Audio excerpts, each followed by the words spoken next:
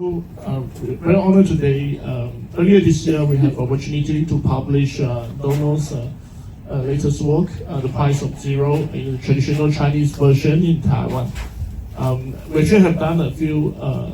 Donald had done a few sessions or book sharing sessions in various Singapore bookstores, including the last one in Grassroots Book Room. And again, we'd like to take this opportunity to thank Union Bookstore for being our main distributor of this book in Singapore.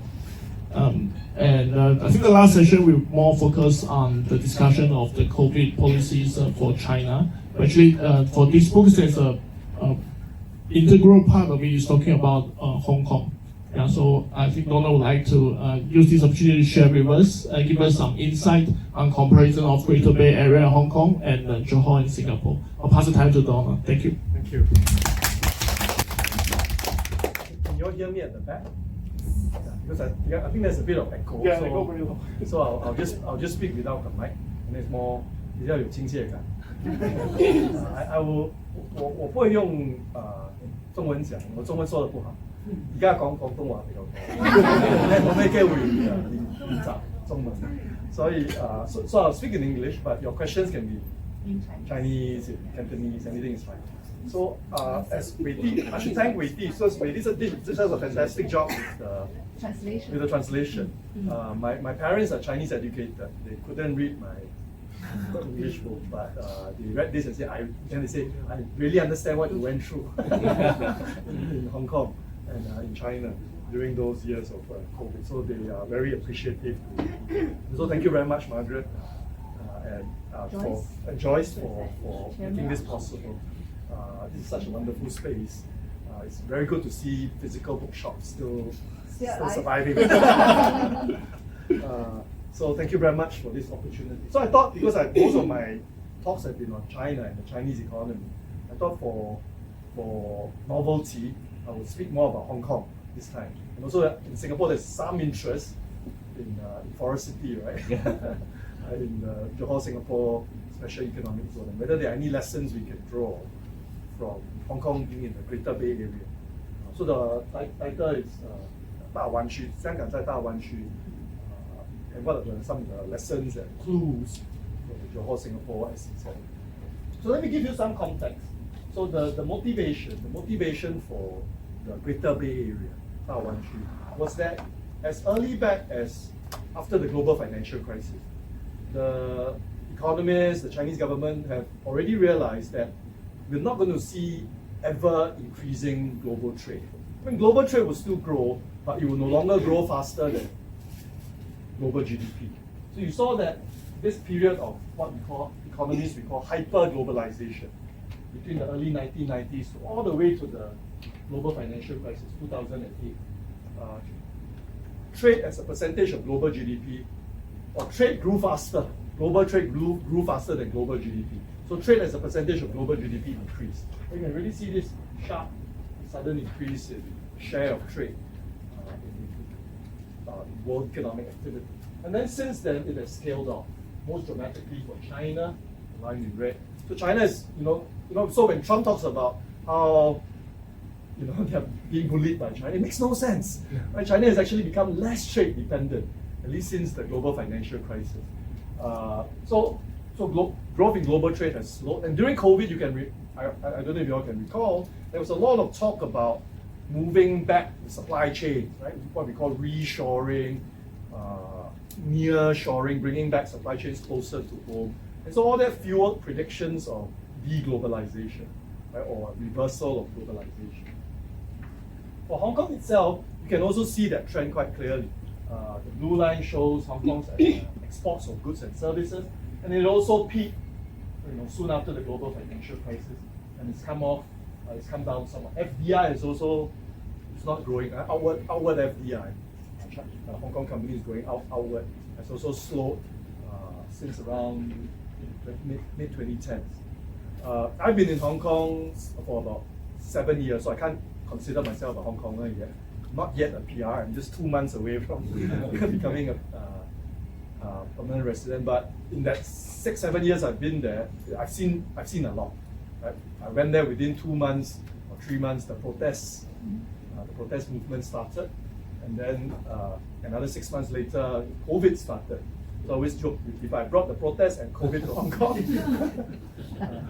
Okay, so with that as the backdrop, slowing global trade, China being less dependent on global demand, because the world really could not absorb much more Chinese goods. And Hong Kong Hong Kong is even more trade exposed than Singapore, right?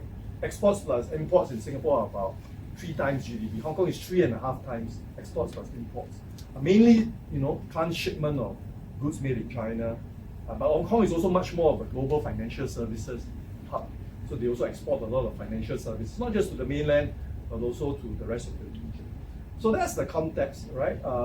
In which, so when I moved to Hong Kong in 2019, that was also when, in fact, around the same month, they announced this, or they formalized this Greater Bay Area. The official title is very long. It's the Guangdong, Hong Kong, Macau, Greater Bay Area. So we just use GBA, right, for short. So, and it's a very good report. I was very surprised. I thought it would be filled with propaganda and self-praise, but actually it is very clinical, right? Very objective. So it says the global economy is beset with uncertainty and instability, as well as the rise of protectionism. It could be written today, right? With the return of Trump. The economic development of the Greater Bay Area confronts issues such as overcapacity. What is the central issue in China today? Overcapacity, right? What they call 反内卷, right? They feel that there's too much supply. They don't dare to use the word overcapacity because after Janet Yellen used it in 2024, it is very triggering.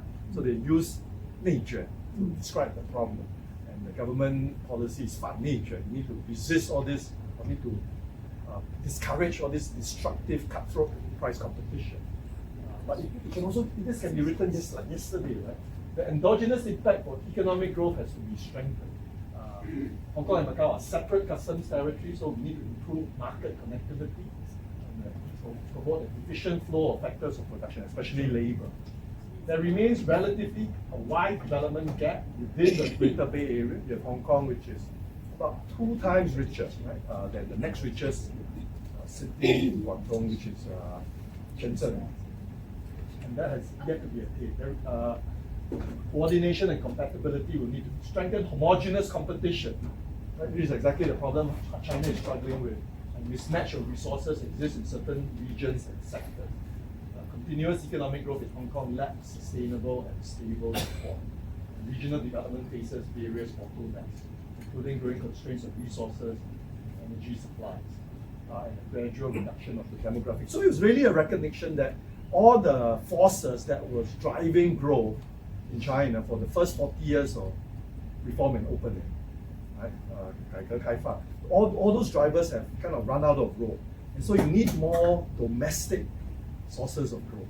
And the Greater Bay Area must be seen in that context. It was through increased connectivity, greater integration of Hong Kong and Macau, or really Hong Kong and Macau is such a small economy, right, into the Greater Bay Area will provide a boost to domestic sources of demand, right, so that they can, the region, right, this Greater Bay Area part of China can have stronger resilience against the rest of the slowing economy in China. So this is the Greater Bay Area, the world's longest bridge from Lantau Island near the airport to Macau.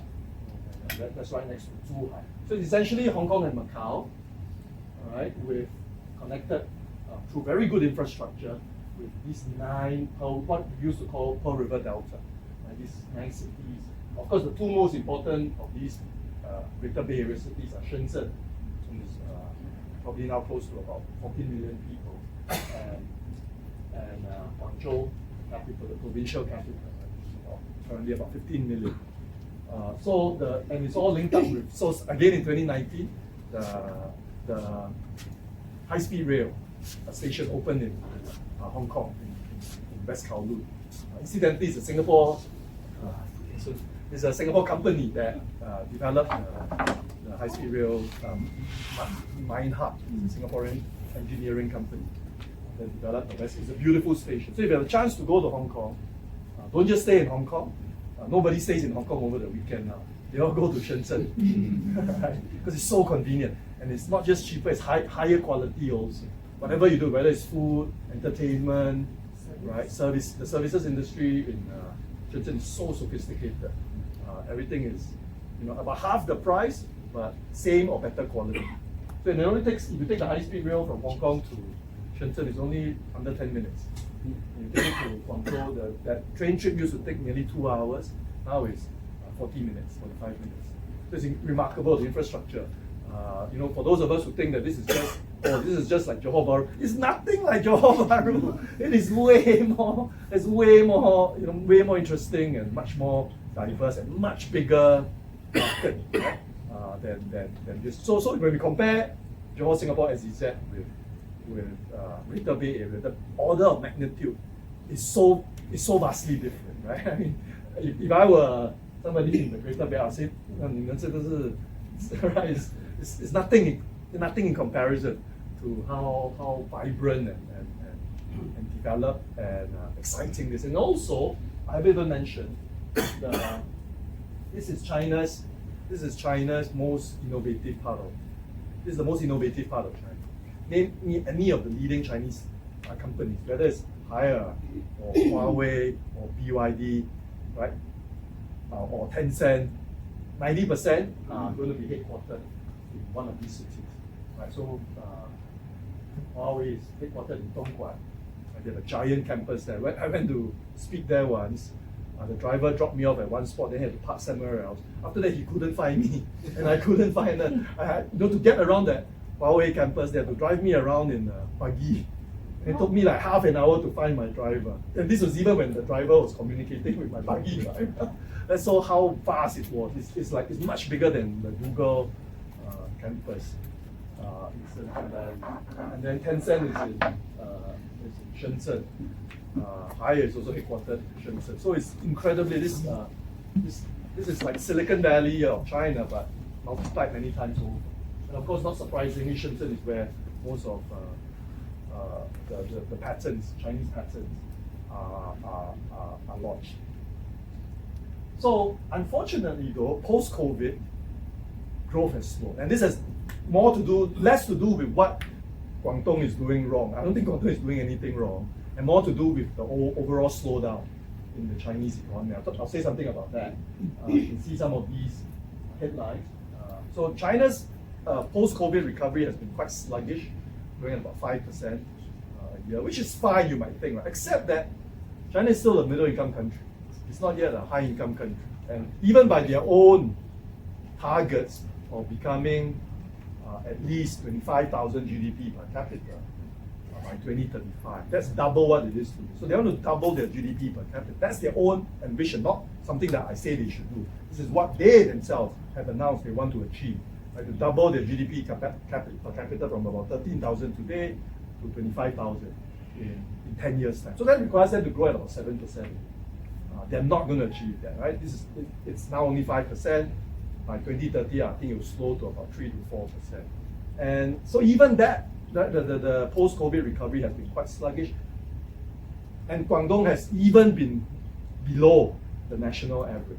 Right? Guangdong has always been above China's overall growth rate, right? Because of how trade dependent it is. So remember my earlier point about how post-global financial crisis, there's been reduced trade flows. So even before Trump 2.0 and the tariffs, and before COVID, globalization was kind of, even if not going to reverse, have significantly slowed. And so that's one reason, right? The slowdown in trade. The other big reason, of course, is China's property slump. I mentioned all the companies, all the tech companies, all the great, very innovative companies that are headquartered in the Greater Bay Area. The other set of companies that are all headquartered in the Greater Bay Area are the bloody property developers, right? Starting with Evergrande, the world's largest and most indebted property developer before it went bankrupt 2 years ago, last year. Real estate, make no mistake, people talk about EV, solar panels. These are not China's most important industry. The most important industry, not just in China, but in the universe, is real estate. This is one economy. This is the most important industry in the entire universe. Right? Before COVID, it accounted for nearly 30% of China's output. In other words, the Chinese growth model, right, which was very successful up to around 2010, 2011, first 40 years of reform and opening, had become overly reliant on increasingly unproductive, and I would argue increasingly wasteful investments, right? Roads to nowhere, highways to nowhere, ghost cities, right? Unoccupied buildings. And all this, what made it worse was a lot of this was financed by debt. So this is the American model, right? This is the Greek model, right? I've always wanted to go to Guizhou, and has anybody been to Guizhou? Beautiful province, right? They call it what my Chinese students call Guizhou. They call it the Greece of China, right? Because of how indebted the local government there is. It's 400% of GDP, which was essentially what the Greek government's debt to GDP ratio was during the global financial crisis. So in that context, right, this growth had become increasingly dependent on wasteful, unproductive, debt-financed investment. Then now you've got this trade war with China, right? Guangdong was always export powerhouse, tech powerhouse, property. So two of the three engines of growth have now gone into reversal. So it's not surprising that of all the cities in Guangdong, only Shenzhen is growing faster than the national growth rate of 5%. Right? The rest, it's not just they're falling slightly short, they're falling way short. Even Guangzhou, the capital, right? Where is that? Yeah, it's growing at only 2%, right? Which is, even Singapore can do 2% in its sleep, right? Maybe we should not grow more than 2%. Maybe we're growing too much, much faster than we should be. I would agree with that, but it's way short of the national target. And why do you think Shenzhen is growing at more than 5%? Any guesses? Why is Shenzhen so unusual among the Guangdong cities? Hong Kong people. Exactly. On a typical weekend, 1 in 10 Hong Kongers are in Shenzhen. On a long weekend, this one would be counted a long weekend, 1 in 7 Hong Kongers, because Tuesday is a public holiday. Very good, we can get to celebrate Mid-Autumn Festival. Singapore, you all don't, right? Yeah. So 1 in 7, so 1 million Hong Kongers, both in each of the last 2 years, and I think this year will be the same. There were more Hong Kongers just crossing the border by land, right? Or sometimes by boat, by land. There were more Hong Kongers crossing the border to Shenzhen and the rest of the Greater Bay than there were mainlanders coming from all over China to Hong Kong. That is remarkable. Right? I mean, Hong Kong is such a small part of China, and the outflow of people, of making day trips, making weekend trips to Shenzhen in particular, is much greater. I think in 2024 it was 2 to 1. Right? Two times as many Hong Kongers went to Shenzhen as the rest of China. People from the rest of China all of China came to Hong Kong. So I said earlier that I'll say something about China's slowdown. So I mentioned some of that. First, increasingly debt finance and wasteful investments in property and to some extent infrastructure. Second, it's a very low consumption share of GDP. China has, and if you have low consumption share, by definition, it means you are very dependent on investment. Right? Build. Right? That is the Chinese mantra. And in the first 40 years of reform and opening, that made a lot of sense. China's productive capacity was underdeveloped. It didn't have much infrastructure, right? Before 1978, China had about 30 years more than 30 years, right? That was before 49, there was also war. So it had more than nearly 50 years of lack of investment. So for the first 40 years of reform and opening from 1978 to close to 2018, all that high investment ratio makes sense. But beginning around the mid-2010s, China's workforce had already started to shrink. And starting in 2022, China's overall population has started to shrink, about 10 years earlier than what UN demographers thought. So what you've got this stagnant workforce, in fact shrinking workforce, and yet there was more and more fixed asset investment. So obviously, eventually you're going to have oversupply. Right? You're going to have too many unoccupied buildings, too many ghost cities, too much overcapacity. Not just in real estate, but now virtually in every part of the economy, advanced manufacturing and traditional manufacturing. So this investment-driven model has clearly hit the end of the road. It's clearly reached a point of diminishing utility. you can, and this is my point earlier, right? A lot of it post 2010, post global financial crisis, was financed by debt. At the end of the global financial crisis, China's debt to GDP ratio was only about 130, 140%. High, but not spectacularly high for a developing country. That's fine, right? Because debt is, as long as debt is going into useful things, right? Productive infrastructure, that's fine. But post 2010, 2011, a lot of that debt went into not particularly productive things, right? Especially property. So who are the big borrowers? Households, non-financial corporates, that would be property developers, Evergrande, Hengda, right? The $300 billion worth of debt liabilities before it went bankrupt. That's 80% Hong Kong's GDP. Just one property developer is nearly as large as Hong Kong's GDP. The second largest is Country Garden, which for us in this part of the world, we know very well because it's the developer for Forest City, right? And then the third big culprit in all this borrowing is local government. I mentioned the Guizhou. Guizhou, I was reading yesterday,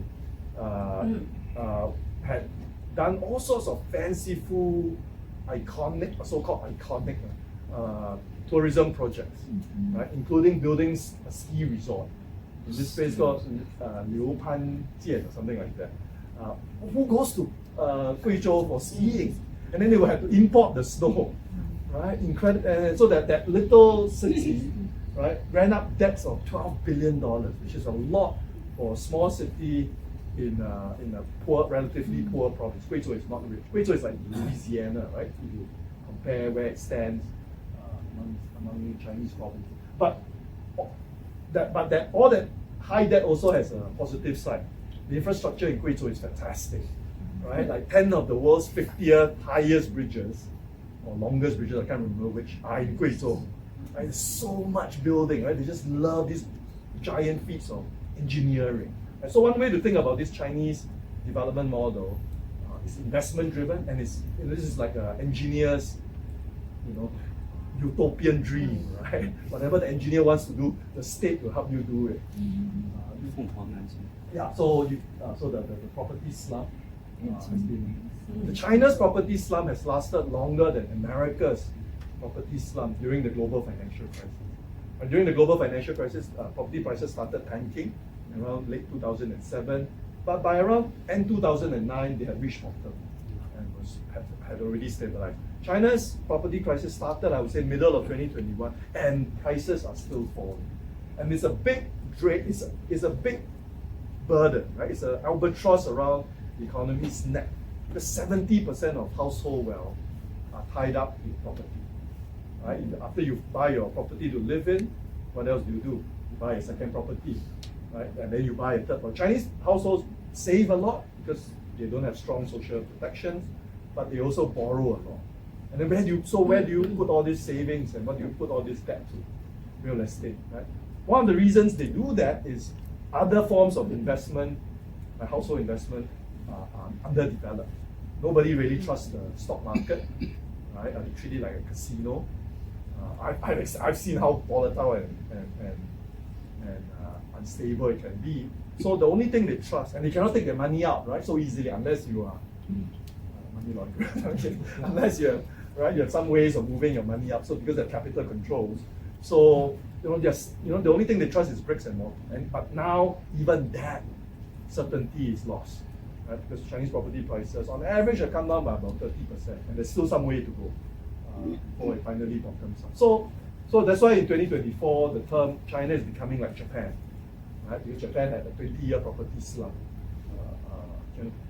and also stock market slump.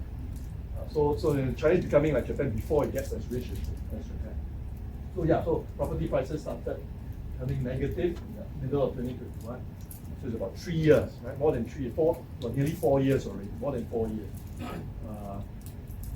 And the other aspect, so beginning in 2024, the authorities realized that, A, growth wasn't coming back, wasn't rebounding. B, they've got this problem with debt deflation. A lot of debt households were furiously deleveraging rather than investing. Right? Firms were also furiously deleveraging, reducing their debt rather than investing. So the state's response to this was to what? was to say, well, let's invest in new stuff. Right? Let's channel all that engineering capacity away from the real estate sector into new stuff. And so in 2024, they coined this phrase, 新质生产力, new quality productive forces. So EVs, lithium batteries, solar panels, drones. So you really can, once you understand, see China as this engineering marvel driven by these engineers' desire to build stuff. You understand, I think, about 80% of the Chinese economy. Right? So the next thing for the engineers to chase after are these new quality productive forces.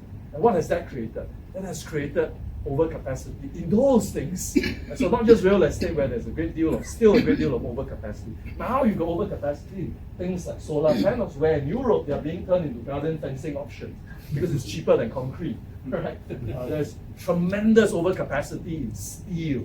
Last year, China produced enough steel to build all of London all over again. Right? That is incredible. Not just its own needs, but can serve the world's needs many times over. And who's being hurt by this? The ones being, not so much Singapore, right? Because our manufacturing is the higher value add, that do more R&D to the extent that we still do manufacturing. It is Southeast Asian countries that are being hammered, particularly Malaysia and Thailand. Right? Their manufacturers may not be as competitive, and even if they are as competitive, there's not that kind of overcapacity that drives down prices. In China, they are just exporting their overcapacity. And Southeast Asia is the most exposed because of something called RCEP, the Regional Comprehensive Economic Partnership, which means we have the fewest trade barriers against this onslaught, right? This swarm of Chinese goods. So if every time I go to Malaysia, yes, they say we love the Chinese investors in semiconductors, in high-end manufacturing, but at the same time, our middle manufacturers are getting slaughtered. Not because they're many times more competitive than us, but simply because they're so cheap. Right? I live in Singapore, I can't afford a car, obviously. I don't think anybody here can afford a car in Singapore anymore. But in Hong Kong, I can. So I look at the prices of BYD, electric, and they've come down 40% in the past year or so. It's about 50,000. Hong Kong also has taxes, 50,000 Sing. 50,000 Sing, 40 to 50,000 Sing. Fantastic, right? When I first looked at them about in the end of 2023, they were close to about 65,000. So they come down, by about 40%, right? 30%. So, okay, so what about, so I talked about Southeast Asia and the rest. So what about Hong Kong and this Greater Bay Area? Well, it's in tax. And then I was able to talk about Singapore as it becomes part of this, as it is part of this Singapore, Johor-Singapore SEZ. Of course, regional integration means bigger market, right? You can plug and seamlessly serve a much larger market, and the connectivity is fantastic. I haven't actually used the high-speed rail because even just using the MTR to go to Shenzhen, it's only 40 minutes for me. I don't need to, I don't need to make a special booking for. So even the regular MTR and the trains going to Luohu is so much bigger than our lousy RTS that's being.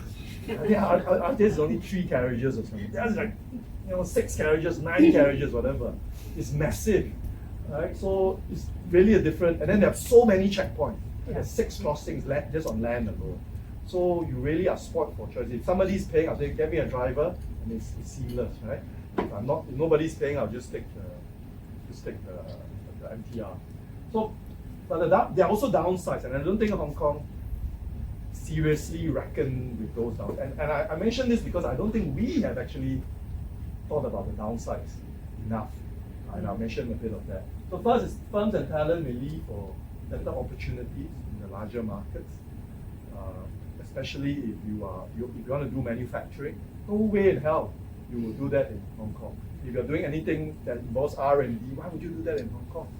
Right? There's a bigger market, there's more state support, there are bigger industrial parks, cheaper R&D facilities in Shenzhen. So it's not just low-end manufacturing that Hong Kong is, it's virtually the entire manufacturing value chain. Hong Kong is uncompetitive. Right? So all these engineers, after they graduate from the top Hong Kong universities like mine is the Hong Kong University of Science and Technology, right? If they want to go into R&D, they want to do more engineering or more product development when they move to right? They moved to the Greater Bay Area. And we've seen that, right? The hollowing out of the manufacturing sector. You might say, oh, Hong Kong is just a city economy, just a small economy. Of course, manufacturing will hollow out. But look at this. This is small advanced economies excluding Hong Kong. Yeah, manufacturing has come down, but it's still about 17-18% of GDP. This is Singapore. And Singapore manufacturing is still close to 20% of GDP. In Hong Kong, it's less than 1%. Right? So this is just the giant sucking sound of Shenzhen, Dongguan, and all the other GBA cities. And of course, what's wrong with losing manufacturing? Well, there are fewer things for you to develop your technologies around, right? Yeah, you might say it's all about data, now it's all about AI. Yeah, but still, that technology needs to be applied somewhere, right? Whether it's on smartphones or smart home appliances, whatever. When you have a manufacturing sector, there are more opportunities for technology, learning, development, transfer, right? And so Hong Kong is also an incredibly undiversified economy, right? I mean, for 7 million, you might say it's bigger than us, 7.5 million people, but it essentially only has 4 sectors, 4 industries, right? I mean, we have manufacturing, and then within manufacturing, we have a lot of things, right? The criticism, right, that are used to make up our is that we are too diversified. Right? We try to be a hub for everything. We want to be an aerospace hub, we want to be a pharmaceutical, we want to be a chemicals hub, right? We want to be an aviation hub. Right? We're trying to do too many things. You know, Linda Lim says, if you're a jack of all trades, you're a master of none. Right? That's my critique. In Hong Kong is the other problem. They have nothing. It's just a 4 quite interconnected industries. Finance, which mainly banks, and capital markets, insurance, right? Real estate. Right? Collectively, we call this the FIRE industry. Finance, insurance, real estate, right? And probably the only one which I think is quite useful is logistics. That's it, right? And all of these have also, over the years, become incredibly dependent on Chinese demand. So IPOs, right? So everybody say Hong Kong is bad. Then I say, in what meaningful sense is Hong Kong bad? Look at the number of IPOs. See, again, finance, right? And then of all the IPOs that have been taken place in the Hong Kong Stock Exchange this year, I think 95% of them have been Chinese companies. So not only is it not diversified enough as an economy, it's also not diversified enough in terms of sources of demand. It's all so reliant on Chinese demand. So many years when I first joined during COVID, nothing to do, right? So write things to annoy the Hong Kong government. So since I've done that in Singapore, I should be fair, right? I annoyed the Singapore government enough when I was here, so let's annoy the Hong Kong government. So with this guy called David Skilling, we wrote, right? So Singapore is deeply integrated into a range of sectors in the global economy. Hong Kong has become highly specialized and deeply integrated into China. That has supported its growth, but it also means Hong Kong has fewer options. You know, if there's a shock, say a global financial crisis, then Hong Kong will be overly exposed, right? There's no other engines of growth. Yeah, and look at R&D. The other problem is because of the hollowing out of manufacturing, Hong Kong does very little R&D. Hong Kong says we want to be this smart city, we want to emphasize technology and innovation, but spending in R&D is minuscule. In Singapore, we spend about 2% of GDP, but compared to other countries, 2% is not that high. Hong Kong spends even less than about just under 1%. And you can see this, right? Hong Kong doesn't really have a startup ecosystem. Yes, they have the science part, but that's really for more mature firms that's looking to do capital raising in Hong Kong, that's really already at the stage of product development rather than early stage startup. So this is from the Global Startup Ecosystem report from last year. And within Asia, Hong Kong ranks only 11. Singapore ranks number 1. I wouldn't take that too seriously. I would say the ones to take seriously are Beijing, of course Shenzhen, Hangzhou, and Shanghai. 4 Chinese cities, mainland cities in the top 10. So as we mentioned, the report that I did with David Skilling, unless Hong Kong enhances its distinctiveness, what are you really? What can you do that the mainland doesn't do? And the more you integrate with the Greater Bay Area, the more distinctive you have to be. Otherwise, why people just bypass Hong Kong? Right? There is meaningful risk of further loss of economic activity and an erosion of competitive strength in key sectors. Yes, there are substantial economic opportunities from GBA, but the more successful Hong Kong is in upgrading the distinctiveness, the more it can fully exploit the opportunities from GBA integration. Only by doing the distinctiveness part well and Hong Kong fully realize the benefits of the GBA. Okay, so let's talk about us. Right? This is the. Have you all seen a chart like this? Johor-Singapore SEZ. What are your views? Or you think this is going to be great for Singapore or not? On the whole, beneficial. Will we end up like Hong Kong? No. No. Wow, so optimistic. I think so. You and I have failed. No, like, I'm actually also very optimistic. And also, I think it's fantastic, especially for people who are close to retirement. The best thing ever. Right. Let me explain why I don't think we end up being hollowed out like Hong Kong. Let me explain. Right. First, you remember this. Johor and Singapore are far more complementary than Hong Kong and GBA. Right. Hong Kong and GBA, in case of Hong Kong and GBA, Shenzhen especially, and to some extent the other cities, are almost just about close to better than half of what in terms of cost, right? And in terms of capability, it's more than half. Maybe in the case of Shenzhen, R&D is actually superior to Hong Kong's, right? In terms of the ability to bring ideas into fruition, it's probably ahead of Hong Kong. Right? So when we talk about innovation, that is critical, and Hong Kong doesn't really have any deep innovation capability. Right? So our GDP per capita is 7 times Malaysia. The Singapore economy is 11 times Johor. Johor's only population of 3 million. So whereas Shenzhen is actually much bigger than Hong Kong. Shenzhen's GDP is larger than Hong Kong. So in the case of Hong Kong and the GBA, not just Hong Kong and GBA, Hong Kong and Shenzhen alone. Shenzhen is the larger market that is sucking in Hong Kong talents. Here, actually, Singapore is the much larger market. Not just compared to JB, but compared to all of Johor. Right? We are about 11 times the size of the Johor economy. So there is much less risk of activity being sucked away to a larger market. Because here is the larger market. Right? And in manufacturing, which is what the SEZ, the Johor-Singapore SEZ was driven by, and this is why I say there are some blind spots. Because guess which government agency is driving the SEZ in Singapore? Which part of the Singapore government? Is it finance? Not really. MAS, what's the point of being a financial hub for Singapore and Malaysia? MOM? CDB? MOM? MOF is usually quite neutral. No, MOM, manpower. Yeah, perhaps they think that all these labor-intensive industries will shift. Yeah. But when I was in government, we always joke that MOM is a stat board of another agency. The other agency is EDB. Right. I always joke, MOM is the ministry and EDB is the stat board. Actually, the relationship with EDB is way more powerful than MOM, right? And EDB is what?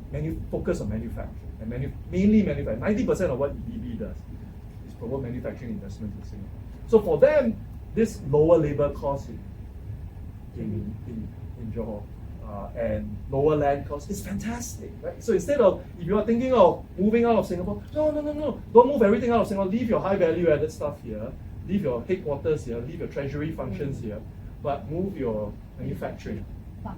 Your plants, your low value added stuff, the stuff that needs lots of labor or lots of land, move that to Johor, to JB, right? So so it's been driven by, right? EDB. And of course, manufacturing, unlike in Hong Kong, which is now less than 1%, in Singapore is still a very substantial share of the economy. Most of it is either very capital intensive, look at the petrochemicals, right? Look at the precision engineering industry, or very tech intensive, right? Skills intensive. So those things cannot easily move because Johor is nowhere near that level of sophistication yet. So the risk of Johor hollowing out Singapore's manufacturing is quite remote. I'll be very surprised. If anything that moves, probably it makes sense for them to move anyway.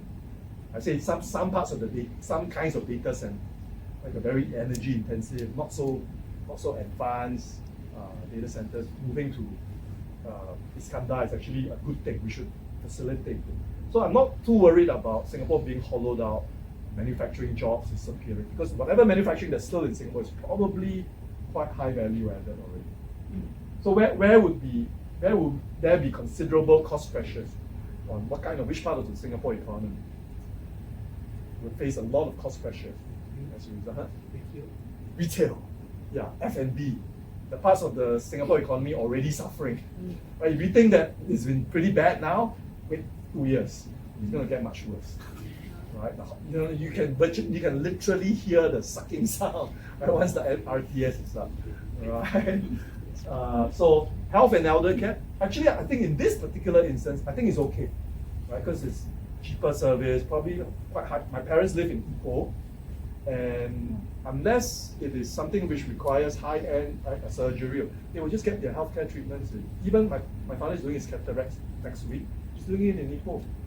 Even though he gets free healthcare in Singapore, it's excellent stuff. He'd rather do it because it saves him the travel. It only costs 1,000 Sing dollars. That's amazing. How can you find 1,000 Sing dollars to do a cataract operation in Singapore, right? So just don't bother flying back here. Just do it in Ipoh for both his eyes. So I think some of that is good, right? So some of that migration of demand to Johor would be actually helpful. But it is in, as you all said, F&B retail, which are already suffering, that would face enormous deflationary pressures. Like costs would come down. To some extent, that might not be a bad thing, right? But it would come down to a point where they can't even survive, right? Because the cost pressures the cost coming down is not because of costs across the board or rental costs coming down. Cost is because they face so much deflationary, right, pressures from Johor. Because demand is falling. People are doing their spending, right, for F&B, or will be doing their spending for F&B and retail in Johor. And that would be great for consumers, great for retirees. If anybody post 40, you should be thinking about how you move there and do the arbitrage. Right? As an economist, I'm always thinking in terms of arbitrage opportunities. I think crossing the border for essentials will become routine, commonplace. Why would anybody go shopping in our malls here?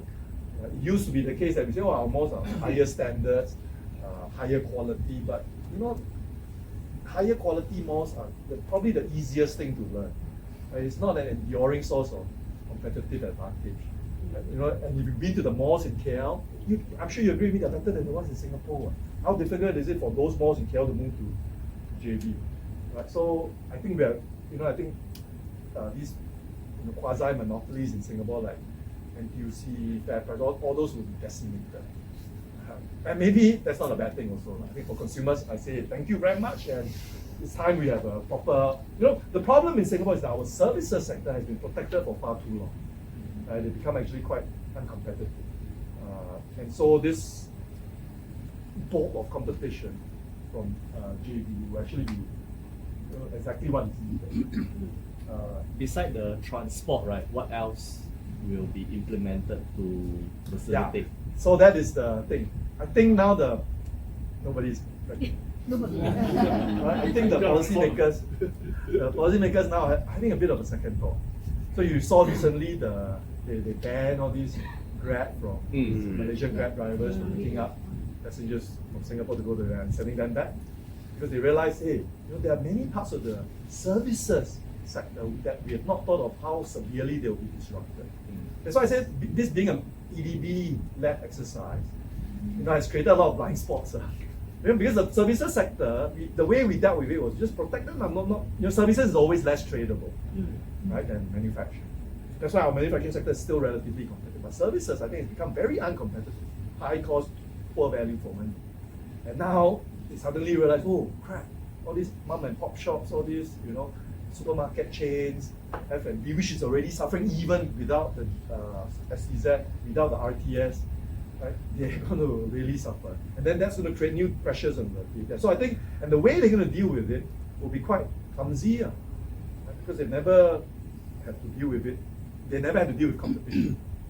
So they're going to end up doing stupid things like ban this, ban that, right? But how are you actually going to stop people from providing services? Right? Let's say you set up a central kitchen in JB, and then you do food deliveries to all the right to a lot of our restaurants here.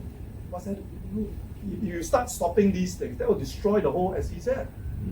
The SEZ is not just for manufacturing. The SEZ has to be to be meaningful. There must be free flow, not just of goods and services, but also of people. So if you start doing these things, like ban this, ban that, or put what we call non-tariff barriers, then your SEZ is a joke. Right? And as Singaporeans, we shouldn't allow it. Right? We should take their word, and you want it to be SEZ, then you must be free flow, right, of people, of goods and services, right? Things made in or cooked in JB can be shipped freely or move freely to Singapore. Yeah. So good news. Other good news: real estate prices and costs should come down, right? So unless you're already a landlord, in which case the rest of us will benefit from this. Some benefits from cross-border tourism, so you might see a lot more people coming from Malaysia crossing the border, right? Need not be Malaysians, could be folks from China, could be folks from Japan, whatever. And what I really wanted to say is, all of us should just retire. Why are we still buying properties here? Right? My advice is, don't sell your property in Singapore. Rent it out, right? And your rental income, don't buy in JB either. Don't sell here, don't buy there. Right? Just rent out your HDB flat or rent out whatever you have. Right? With that rental income, that's enough to support a flat that is probably double the size and support the rest of your cost of living. Cost of living in JB is currently about a third of Singapore. I visit my parents very often in Ipoh. Absolutely everything is a third. Everything is in Malaysian dollars, but it's the same nominal values in Singapore. Right? In Singapore, they're renting out for 3,200 Singapore dollars. Right? In Ipoh, they're renting their flat for 3,200 ringgit. Right? Everything is one third. Right? A typical hawker meal here costs about 7-8 Singapore dollars. There it's 7-8 ringgit. Right? So just do the arbitrage. Nobody should retire in Singapore. Right? And anybody says unsafe lah, I say, well, you're obviously just very biased. Right? The only thing to avoid is infinity forest city. But that's a joke. Even forest city might become actually quite nice to live. Okay, thank you very much, Ricky. Yeah.